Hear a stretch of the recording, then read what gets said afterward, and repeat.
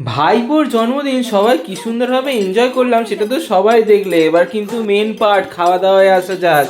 প্রথমেই যে স্টার্টার্সের সেকশনে ছিল মোমো, ভেজ পকোড়া, কাবাব পকোড়া, সঙ্গে হচ্ছে হানি চিলি বেবিকর্ন, যেগুলো এখন নিচ্ছিল সামনে দিদি। তারপরে সেগুলো থেকে আমিও প্রথমে 2 পিস মোমো আর কিছুটা পকোড়া সব নিয়ে নিয়েছিলাম। সেগুলোকে নিয়ে আমি এক জায়গায় বসে বসে খাচ্ছিলামও। এবার তখন দেখি পাশ থেকে আমাদের চিকু দাদা এসে বলছে যে আমাকে একটুখানি খাইয়ে দাও তো।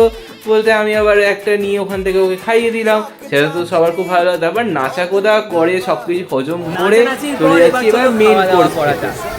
সেখানে গিয়েই আগে বাবা প্লেটটাকে ভালোভাবে নিজের মতন করে একটুখানি সাজিয়ে গুজিয়ে নিলাম। তখনই চলে এলো পাতে ডিমের টেবিল, যেটা আমি কিন্তু দুটো নিয়েছিলাম। ডিমের টেবিল বাবা খেতে আমার প্রচণ্ড ভালো লাগে। সেটা কাসুন্দির সঙ্গে যখন খাচ্ছিলাম খেতে তো অসাধারণ হয়েছিল। বলাই বাহুল্য যে সব কটা খাবারের টেস্টই অসাধারণ হয়েছিল। তারপরে চলে এসেছিল ফিশ কচুরি, আর এসেছিল হচ্ছে স্টাফ আলুর দম, যেটাও দুটো একসঙ্গে কম্বিনেশনটা অসাধারণ খেতে হয়েছিল। তারপরে যখন দুটোকে একসঙ্গে এরমভাবে মুখের মধ্যে চালান করলাম, মুখ দিয়ে মানে আমি এখন রেকর্ডিং করছি এখনও মনে হচ্ছে যেন আমার মুখ দিয়ে জল টোপে পড়ে যাবে। এখন খাবার টেবিলে এদের মারপিট শেষ হয় না। আর তারপরে এদিকে দিদিকেও দেখি ওদের পাতে বিরিয়ানি করতে আরম্ভ হয়ে গেছে, কিন্তু আমাদেরও তারপরেই দেখি আমাদের পাতেও বিরিয়ানি চলে এসেছে। একদম মাটনের রেওয়াজি পিসের সঙ্গে যখন এরকম একটুখানি চিকেন কষাটার সঙ্গে দুটো একসঙ্গে মাখিয়ে খাচ্ছিলাম, আর মাটনের পিসটা দেখছিলাম জাম্বো সাইজের, আর সঙ্গে একটু আলু। কলকাতা বিরিয়ানির বাবা আলুটাই কিন্তু সেরা।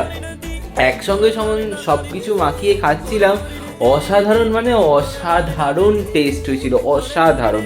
তারপরে চাটনি, পাঁপড়, মিষ্টি, আইসক্রিম সব কিছু দিয়ে খাওয়া দাওয়া তো বেশ জম্পেশ হয়েছিল। তোমাদের কিরাম ভিডিওটা দেখতে লাগলো সেটাও কিন্তু আমাকে কমেন্টসে জানিয়েছেও। চলো আজকের মতন এতটাই, আমি মিষ্টির রস চিপে খাওয়া দাওয়া এখানে শেষ করি। আর তোমাদের জানাই পরের ভিডিওতে আমার দেখার জন্য চ্যানেলটাকে করে দিও সাবস্ক্রাইব। খাওয়া দাওয়া শেষ, এবার চলো যাই বাড়ি। Tata, bye bye.